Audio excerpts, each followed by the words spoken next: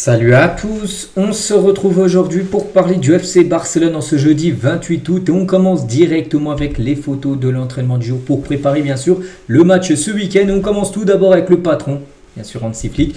On continue avec les joueurs, bien évidemment, on peut voir Pedri, on peut voir également Marcus Rashford, tous les yeux rivés sur Marcus Rashford, balle au pied. On peut voir également le gardien Juan Garcia, Lamine Yamal ou par exemple Alejandro Balde, nouveau look pour Alejandro Balde, nouvelle coupe de cheveux bien sûr pour le défenseur gauche du Barça ou Chesney bien sûr avec le sourire, le gardien du FC Barcelone. Concernant le programme des matchs, donc bien sûr toutes les photos là de l'entraînement pour préparer le déplacement du côté du Rayo Vallecano, c'est le 31, c'est dimanche soir, coup d'envoi 21h30 du côté de Madrid parce que le Rayo Vallecano c'est dans la banlieue de Madrid. Et à noter que c'est bien confirmé, le Barça va enfin jouer avec son maillot domicile.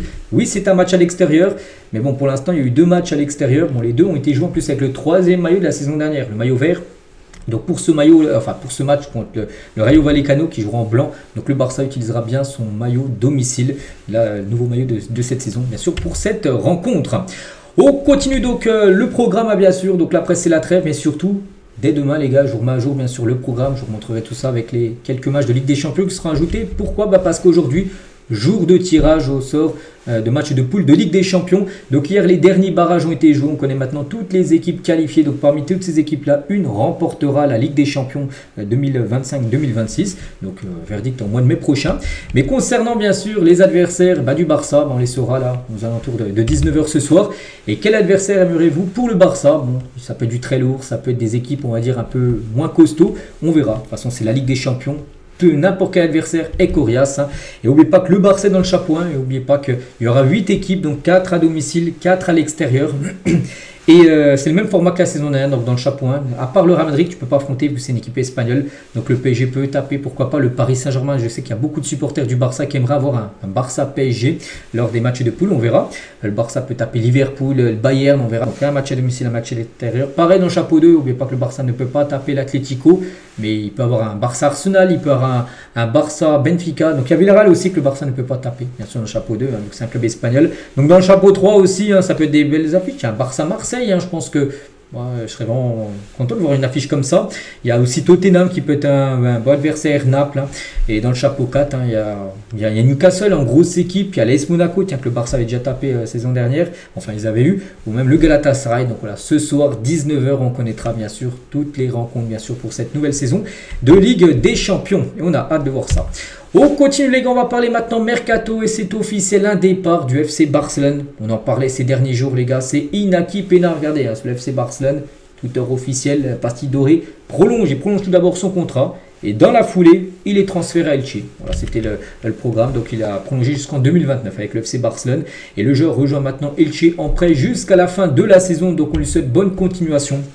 Voilà, on peut le voir avec le maillot là de Elche.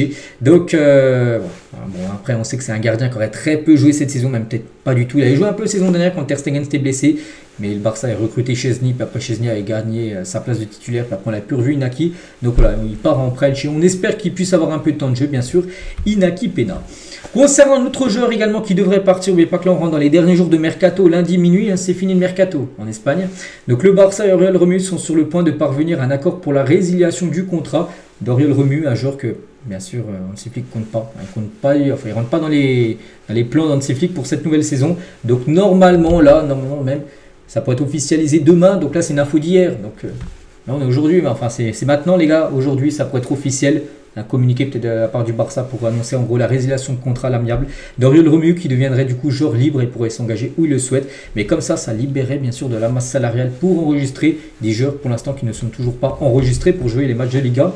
Et les départs d'Oriol Romeu, donc la résiliation de son contrat et le départ d'Iñaki Peña à Elche, permettront au Barça d'économiser environ 4 millions d'euros d'espace salarial et de fair play financier. Et ça c'est plutôt une bonne nouvelle. Donc grâce à ces deux départs, donc peut-être Ronny Bardi ou même Chesney les gars pour être enregistré bien sûr pour la prochaine rencontre du côté du Rayo Vallecano.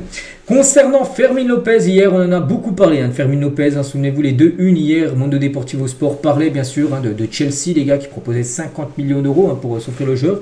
Le Barça les gars n'est pas contre de lâcher Fermín López, mais le Barça ne veut pas 50, pas du tout. Le Barça a fixé le prix de Fermín López à 70 millions d'euros. Voilà, ça ne sera pas en dessous que le Barça bien sûr lâchera Fermín López. Bon Chelsea les gars, eux ils veulent pas, ils ont proposé, enfin ils pourraient mettre 50, ils peuvent aller jusqu'à 58. d'après un journaliste, hein, mais ils n'iront pas au-dessus. Donc s'ils proposent 58 et le Barça ne veut pas descendre en dessous des 70, il manque 12 millions d'euros comme dans l'opération. Donc on se dit que le transfert risque de ne pas se faire, parce qu'en gros Chelsea ne propose pas assez d'argent, désolé. Et concernant le joueur, lui, qu'est-ce qu'il veut faire? Parce que lui, il est tenté quand même par cette aventure Première Ligue. Donc Chelsea a dit à Fermin Lopez qu'il devait prendre après une décision quand même finale sur son avenir demain. Donc là, il faut qu'il prenne sa décision dans la journée, vraiment s'il va aller là-bas ou non. Hein. Le joueur est encore incertain, il hésite. Hein. Il se dit, voilà, continuer au Barça, voilà, c'est vraiment une grosse... c'est un rêve hein, de jouer au Barça, mais il se dit, voilà, l'argent que propose Chelsea, tout ça, c'est quand même salaire multiplié par 3. Donc bien évidemment, ça fait réfléchir. Donc Fermin a des doutes hein, sur l'offre de Chelsea. Il veut rester, mais l'argent, comme j'ai dit, hein, qu'il lui offre, hein, ne peut pas être refusé. Il serait prêt à le collecter, à prendre cet argent. Voilà. Donc là, normalement, dans la journée, on attend maintenant des infos qui sortent d'Espagne, de Barcelone, pour savoir en gros ça sera quoi la décision de Fermin Lopez. Parce que s'il donne son oui, peut-être Chelsea pourrait peut-être améliorer son offre et peut-être poser les 70 millions d'euros voulus par le FC Barcelone pour Fermin Lopez. Donc pour l'instant, vraiment c'est du 50-50 hein, concernant le futur de Fermin Lopez, mais de toute façon ça va pas rester longtemps le feuilleton parce que le mercato finit lundi. Donc voilà, dans 4 jours, on saura s'il reste officiellement ou s'il part du FC Barcelone. Et concernant Hansi Flick, donc lui, il a annoncé, Hansi Flick, il aime Fermin Lopez et pense qu'il est très important pour l'équipe. Donc lui, il souhaite le conserver. Après, là, c'est plutôt au-dessus, c'est plutôt Laporta, Deco. Ils se disent, voilà, pour faire play financier, tout ça, voilà, une belle somme d'argent, 70 millions d'euros. En plus, c'est un joueur formé au club. Donc, c'est pour ça qu'on ne sait pas. Vraiment, là, on est dans le brouillard total hein, concernant Fermin Lopez. Mais en tout cas, l'entraînement, j'ai montré pas mal de photos tout à l'heure, mais j'ai fait exprès de la montrer, celle de Fermin. En tout cas, lui, il s'entraîne à fond, bien sûr, Fermin Lopez. Pour l'instant, pour lui, c'est seulement le FC Barcelone, même s'il doit peut-être penser, bien sûr, à cette offre quand même de Chelsea. On continue, les gars, on va parler de l'équipe de France et félicitations à Jules Koundé. Il fait partie des joueurs retenus par Didier Deschamps pour les 2 prochains matchs. Il y aura un Ukraine-France et un France-Islande. On va voir Koundé là parmi les défenseurs. Donc félicitations à Koundé. On continue avec Pau Victor, ancien joueur du Barça, parce que après un mois, les gars, il avait quitté le Barça pour aller à Braga. Et quitter le Barça, il a dit l'année a été incroyable hein, pour tout le monde, mais j'avais besoin de jouer et de grandir. Il a besoin de temps de jeu, tout simplement, il lui dit, hein, on peut comprendre. Et après avoir parlé avec l'entraîneur, la meilleure chose à faire était de partir, parce qu'il a certainement parlé avec Hansi Flick. Hansi Flick lui a dit certainement, cette nouvelle saison là sera pareil que la saison dernière, tu auras très peu de temps de jeu. Il y a toujours Lewandowski, parce qu'il est numéro 9 lui. Hein. Donc il y a Lewandowski, il y a Ferran Torres aussi, donc tu es le 3e choix. Tu as même Marcus Rashford, peut-être qui peut être une option au poste du numéro 9. Donc voilà, pour Victor, désolé, il s'est dit la meilleure chose c'était de partir. Hein. Donc il est parti du côté de Braga. Et Hansi Flick, hein, donc ce n'est pas facile de gérer l'équipe avec autant de matchs parce que vous vous concentrez sur les 11 ou 12 qui jouent. Mais Hansi Flick était très attentif à nous. Il était comme un père pour nous. Il m'a dit qu'il garderait un œil sur Braga pour suivre bien sûr ses performances tout simplement de Pau Victor. Et les meilleurs moments, il a dit j'en ai 2. L'une est quand nous avons gagné la Coupe du Roi parce que nous avons gagné et que j'ai pu jouer hein, ces matchs. Hein. Et l'autre est la pré-saison parce que c'est à ce moment-là que j'ai dit que je pouvais jouer ici. Voilà, en gros, quelques déclarations de Pau Victor. On revient sur la Champions League. Ça, j'aurais pu le mettre juste à côté tout à l'heure des matchs, mais voici à quoi va ressembler le ballon qui sera utilisé pour les matchs de poule. À noter qu'un nouveau ballon après sera utilisé pour les matchs à élimination directe. Aujourd'hui, cela fait exactement 1 an, jour pour jour, que Marc Bernal s'est blessé. Souvenez-vous, il s'était blessé en tout début de saison. C'était le 28 août 2024. C'était blessé, Marc Bernal. Il s'était fait les ligaments croisés, donc il n'a pratiquement pas joué la saison dernière. Donc 1 an après, il est très proche du retour. Voilà, donc il pourrait revenir là, lors des prochains matchs, bien sûr, peut-être après la trêve. Donc voilà, déjà 1 an qu'il s'est blessé, bien sûr, Bernal. Hein. Voilà, toujours mode comme rétablissement 1 an après, hein, par rapport à ses ligaments croisés, où ça prend beaucoup de temps, bien sûr, à se rétablir. Et on finit aujourd'hui avec Cancelo qui est arrivé, ancien joueur hein, du Barça. Cancelo est arrivé à la séance d'entraînement d'Al Hilal, vêtu d'un maillot de Barcelone. Pourtant, il joue à Al Hilal, mais regardez, il arrive au centre d'entraînement d'Al Hilal avec le maillot du Barça, ce magnifique maillot noir où il était joueur à l'époque, maillot extérieur.